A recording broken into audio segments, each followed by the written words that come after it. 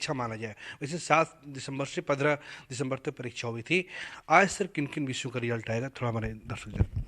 आज हम लोग शिक्षा विभाग के 6 to 8 के मैथ्स एंड साइंस पेपर का आएगा रिज़ल्ट। और उसके बाद हेडमास्टर्स का आएगा। और EBC SC ST welfare department का हम लोग का संगीत कला का, इसका भी आ जाने के बाद। सर एक सवाल ये है कि बीच में जो एनआईओएस का जो मामला आया था, काफ़ी संख्या में ऐसे अभ्यर्थी थे जिन्होंने सेकेंड फेज में भी अपना एप्लीकेशन दिया था। रिजल्ट इन लोग का आएगा या फिर इन लोग को बीएड वालों की तरह ही बाहर कर देंगे आप? देखिए, इसके संबंध में हम लोगों ने स्पष्ट अपना नोटिस निकाल दिया, जो कल हमारे वेबसाइट पर आ भी चुका है। माननीय सर्वोच्च न्यायालय का जो निर्देश है, उसी निर्देश को संतुष्ट करते हुए शिक्षा विभाग का भी निर्णय आ चुका है, तो हम तो उसी का पालन करेंगे। आप सब उसी का पालन करेंगे? बिल्कुल। सर आज से रिजल्ट निकलना शुरू होगा। हम कब तक मान के चलें कि रिजल्ट कब तक मतलब की होगा, और डॉक्यूमेंट वेरिफिकेशन कब से आप करने जा रहे हैं? देखिए, डॉक्यूमेंट वेरिफिकेशन हम नहीं कर रहे हैं, और इसके लिए शिक्षा विभाग और बाकी दोनों विभाग जो हैं आपस में तालमेल करके उनके स्तर से किया जाएगा। हम रिजल्ट्स देंगे, और हम रिजल्ट्स जो हैं चरणबद्ध तरीके से देते चले जाएंगे। जैसे जैसे हमारे आंसर की फाइनल होते चले जा रहे हैं, वैसे वैसे देते चले जाएंगे। क्योंकि हमारे जो उसकी पूर्व तैयारी जो होती है, होमवर्क जो होता है, वो हम लोग का पूरा हो गया है। अब हमारे फाइनल आंसर की जैसे जैसे आते जाएंगे, हम रिजल्ट देते चले जाएंगे। सर एक सवाल ये है कि जो फेज 1 की जो परीक्षा हुई थी, उसके बाद उसका रिजल्ट आया था अक्टूबर के महीने में। आज सप्लीमेंट्री रिजल्ट को लेकर काफ़ी बच्चे कह रहे थे कि उनका रिजल्ट कब आएगा। जो आपने 2200 का रिजल्ट जो जारी किया है, क्या इससे आगे भी सप्लीमेंट्री रिजल्ट जारी करेंगे, या फिर जो अध्याय है फेज 1 का वो आज से समाप्त हो गया है?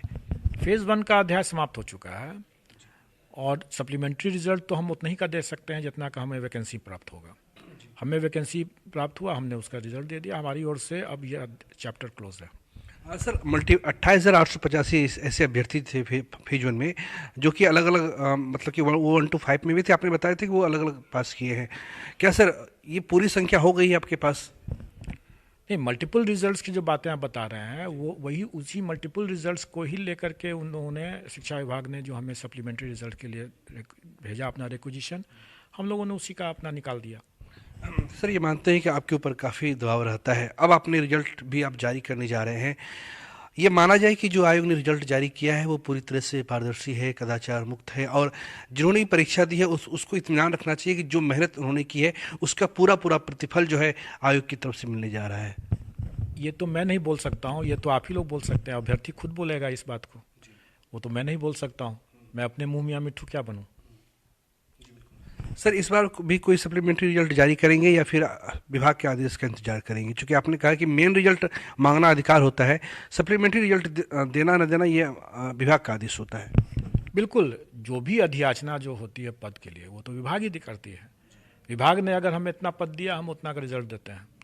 विभाग अगर उसके बाद अगर मल्टीपल रिजल्ट्स के केस में विभाग अगर उसको सप्लीमेंट्री रिजल्ट के लिए अगर बोलेगा, तो सप्लीमेंट्री रिजल्ट देंगे। जो नहीं, अगर नहीं मांगेगा तो नहीं दिया जाएगा, स्वाभाविक है। शुक्रिया। हाँ, तो ये हमारे साथ बीपीएससी के चेयरमैन अतुल प्रसाद थे। इसमें कहीं कोई संदेह नहीं है कि आज जो कि पूरे देश में सबसे बड़ा जो इश्यू है वो बेरोजगारी का इश्यू है। उस पर लगातार शिक्षा विभाग ने जो बहाली निकाली है, उस बहाली को पूरा करने का, उस बहाली को अंतिम अंजाम तक पहुंचाने का अगर किसी की जिम्मेदारी थी तो वो बिहार लोक सेवा आयोग की जिम्मेदारी थी। आयोग की जो परीक्षा होती है, परीक्षा को लेकर सवाल उठते हैं, सवाल उठाना भी किसी का दायित्व होता है और जवाब देना भी दायित्व होता है। लेकिन सवाल जवाब के बीच इसमें कोई संदेह नहीं है कि बिहार लोक सेवा आयोग ने बेहद ही कम समय में रिजल्ट दिया है। और अब जो अभ्यर्थी हैं जो सफल होने जा